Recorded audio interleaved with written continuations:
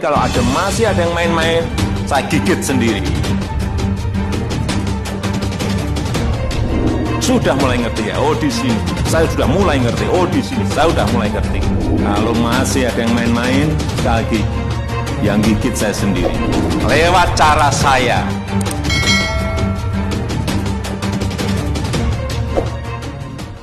...2024 Ganjar, Tito, PS, Anies, Sandi, ditulis Nani Nur. Pada tahun 2013 Jokowi yang waktu itu masih menjabat sebagai Gubernur DKI Jakarta memiliki popularitas yang sangat tinggi dalam berbagai survei elektabilitas. Rakyat secara keseluruhan seakan mendapatkan tokoh yang bisa mereka elu-elukan, bahkan secara berlebihan. Media mencatat sebutan pula puji semacam Ratu Adil, Satria Peningit, dan manusia setengah dewa terhadap sosok Jokowi. Mungkin rakyat sudah capek punya presiden yang kerjaannya malah bikin album lagu, sementara beberapa kader partainya terlibat kasus korupsi. Jadi, ketika ada sosok yang sederhana, bersih, dan hobi belusukan, rakyat bagai bersorak menyambutnya, walaupun baru jadi seorang gubernur di ibu kota. Memang itulah karakter masyarakat kita dalam pilihan politiknya, tergantung dari sosok atau biasa dikenal dengan istilah kultus individu. Poin saya terletak pada kelegowoan Megawati sebagai ketum PDIP yang akhirnya mau mengusung Jokowi menjadi capres di Pilpres 2014. Dalam hal ini saya menganggap Ibu Mega mampu menilai kondisi saat itu dengan rasional, bahkan dengan sangat strategis menangkap peluang suara publik, hingga akhirnya Jokowi berhasil memenangkan pertarungan Pilpres 2014 melawan Prabowo. Kembali ke waktu sekarang ini, kemenangan Jokowi untuk kedua kalinya di Pilpres 2019 membawa efek koktail terhadap PDIP. Begitu pula di 2024 nanti, siapapun maju nyapres diusung oleh PDIP harus sanggup membawa efek yang sama. Dalam kondisi sekarang, jika berdasarkan berbagai survei elektabilitas, maka nama Ganjar Pranowo makin mirip dengan kondisi Jokowi dulu. Berbagai dokumentasi tentang bagaimana Ganjar bekerja dengan mudah ditemui media sosial, baik foto maupun video. Fansnya makin banyak dan mulai makin fanatik. Bahkan Ganjar mulai diserang oleh buzzer dan politisi pendukung Anies. Contohnya ketika Fadly Zon menyebut Ganjar mengambil alih pekerjaan tukang parkir karena disebut video Ganjar terlihat mengatur lalu lintas. Pada saat itu Ganjar mengatur lalu lintas jalan yang kena banjir rob sambil memerintahkan jajarannya menurunkan personil ke sana. Ya, Ganjar sedang bekerja, sedangkan Fadly Zon seperti biasa sedang nyinir, dan saya sebut sedang membela Anies. Yang memang dalam beberapa survei elektabilitas Ganjar sudah mengalahkan Anies, padahal yang disebut sebagai gubernur rasa presiden adalah Anies. Yang ketahuan punya ambisi mau nyapres di 2024 adalah Anies. Lucu memang, hehe. Sekarang kita ke kubu sebelah. Saya masih mengasumsikan bahwa Gerindra tidak akan satu kubu dengan PDIP di 2024. Apakah Prabowo akan maju lagi nyapres di 2024? Beberapa pihak menyoroti dari segi umur, sehingga Prabowo disarankan lebih baik jadi orang di belakang layar saja. Saya pun cenderung demikian. Siapa lagi selain Prabowo? Ya, Anies dong. Bagaimana dengan AHY? Kekuatan Demokrat yang makin merosot dan pengalaman di Pilpres 2019, di mana Demokrat terlihat mencela-mencele menjalankan dukungannya, akan jadi pertimbangan. Sosok AHY juga makin tidak ada giginya di dalam dunia politik. Karir di militer sudah tidak ada, karir politik pun juga tidak ada, jabatan publik apalagi juga nggak ada. Lalu apa yang bisa dijual dari sosok AHY? Tidak ada bedanya dengan artis saja kan? Jadi siapa yang jadi pasangan Anies? Asumsi saya adalah Sandiaga. Sandiaga masih punya popularitas pasca Pilpres 2019. Masih banyak yang memujanya walaupun program OKOC gagal di DKI Jakarta. Sandiaga juga sudah resmi jadi kader Gerindra, dan yang tidak kalah penting, Sandiaga masih punya modal buat nyapres. Tapi sekali lagi, dengan asumsi bahwa Sandiaga juga bersedia mengalah untuk jadi cawapres, karena memang kenyataan popularitas Sandiaga masih kalah dari Anies. Jadi dari kubu sebelah ada Anies Sandiaga.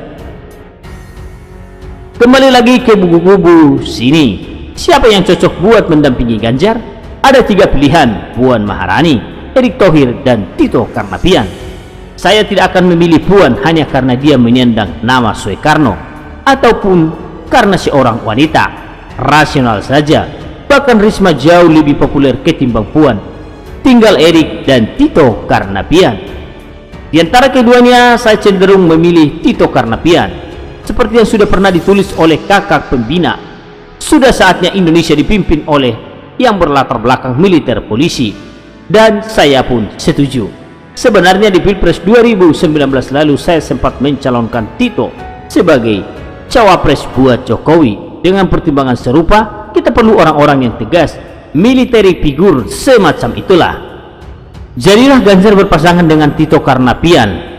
Ini membutuhkan kelegowoan Ibu Megawati yang saya kira kemungkinan besar akan terwujud. Sedangkan kelegowoan Prabowo di kubu sebelah sana melahirkan pasangan Anies Sandiaga. Sebuah pertarungan yang menarik. Tentu semua masih bisa berubah, apalagi jika nanti di tahun-tahun mendatang muncul lagi sosok yang bisa dijadikan Ratu Adil atau Satria Peningit oleh rakyat, atau ada perubahan dalam undang-undang soal pembatasan periode jabatan presiden. Ya, jadi Jokowi lagi. Sekian dulu dari Kura-Kura.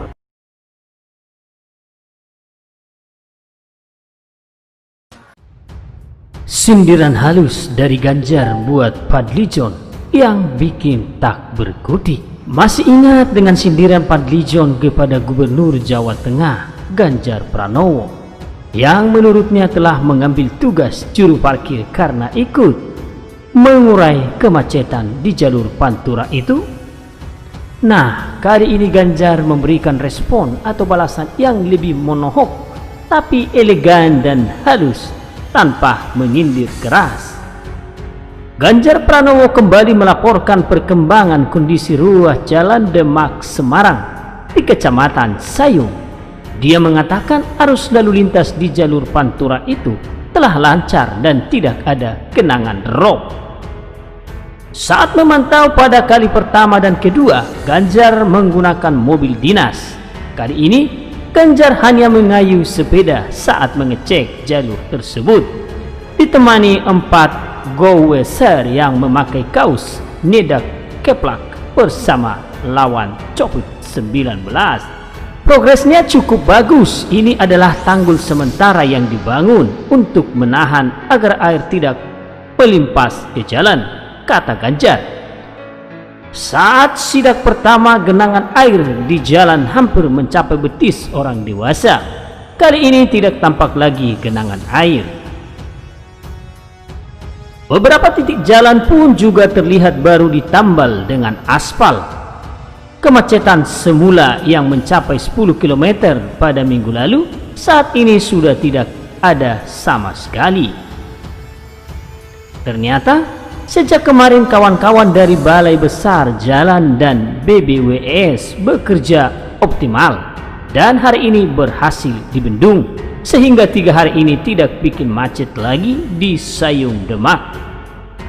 Sekarang dilakukan pemompaan yang masih sedikit di jalan sehingga semua air bisa dikanalisasi di sini. Jadi sudah lumayan, kata Ganjar. Menurut Ganjar, pemeriksaan tersebut sekaligus sebagai laporannya kepada Wakil Ketua Partai Gerindra Fadlizon. Sekaligus laporan saya kepada Pak Fadlizon. Tugas sudah saya laksanakan dengan baik dan saya tidak jadi mengambil tugasnya tukang parkir karena sekarang sudah jalan, katanya. Ini adalah balasan dari Ganjar sekaligus untuk menjawab sindiran Fadlizon dengan hasil kerjanya mengatasi banjir rob tersebut. Saya yakin Fadlizon tidak akan banyak berkutik lagi karena sudah dibungkam oleh hasil kerja sang gubernur. Kalaupun Fadlizon masih tebal muka mau kritik, pasti dia akan kritik dari sisi lain. Balasan dari Ganjar ini terdengar sangat menohok karena bukan dibalas dengan nyinyiran, tapi dengan hasil kerja yang nyata yang sudah menunjukkan hasil.